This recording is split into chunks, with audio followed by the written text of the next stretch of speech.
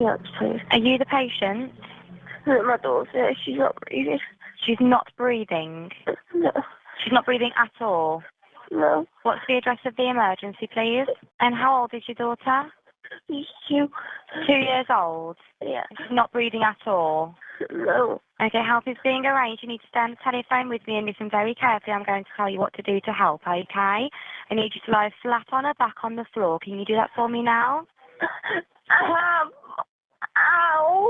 God. You need to put you onto the floor for me, okay? I'm going to tell you how to I can't help. move. Every time I move, it hurts. Pardon? Every time I move, it hurts. Right, but we need to help your daughter if she's not breathing. You need to lay her flat on her back on the floor for me, please.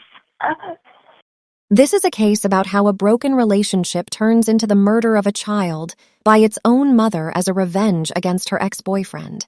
This 20-year-old woman suffocated her own baby to death after sending the child's father a photograph of her with a twisted message, saying, "Sorry, just thought you deserved one last picture in memory of her." This horrendous crime took place in Stoke-on-Trent. Stoke-on-Trent is a city in central England. It is pretty famous for its pottery industry, which was a home of Macey Hogen, who was the daughter of Cody Anne Jackson and Paul Hogen. In 2013, Cody and Paul had met at a friend's house party. Cody Anne was still in school, and Paul was 3 years older than her.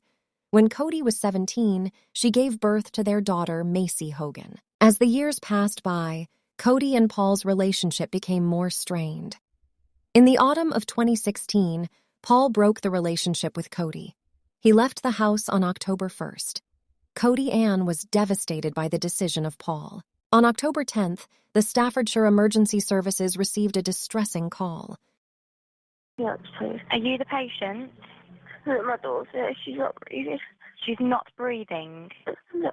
She's not breathing at all. No. What's the address of the emergency, please? And how old is your daughter? She's 2. 2 years old. Yeah. She's not breathing at all.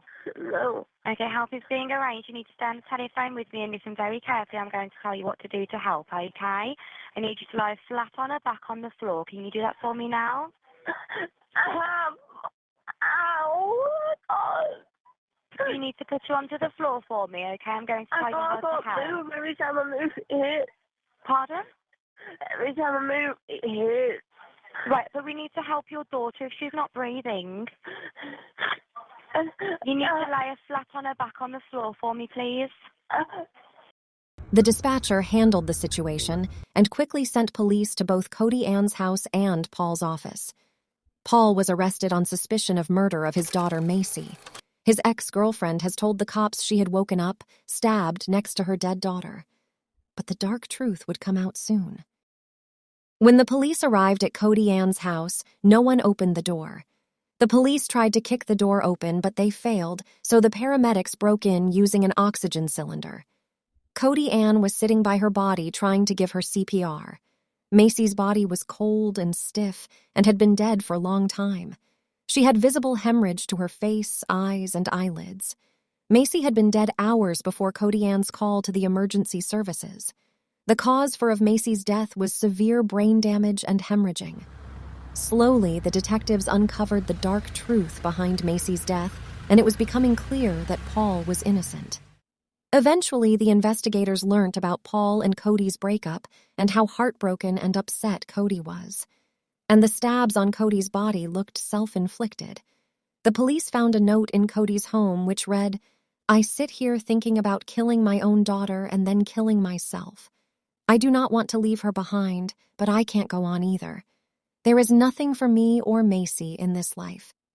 Since the discovery of this note, Cody Anne was the prime suspect. And then finally, the investigators put hands on the final piece of evidence. On Saturday, October 8th, Cody Anne sent Paul a picture of Macey with the caption, "Sorry, just thought you deserved one last picture and memory of her." During the trial, the prosecution presented evidence that Jackson had researched methods of suffocation online, including searching for how to make a pillow or cushion deadly on her phone.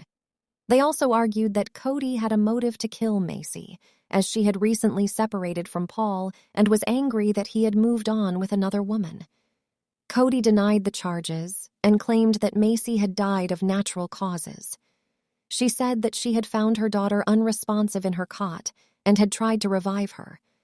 Cody's defense team also argued that the evidence of her online searches did not prove that she had intended to harm her daughter.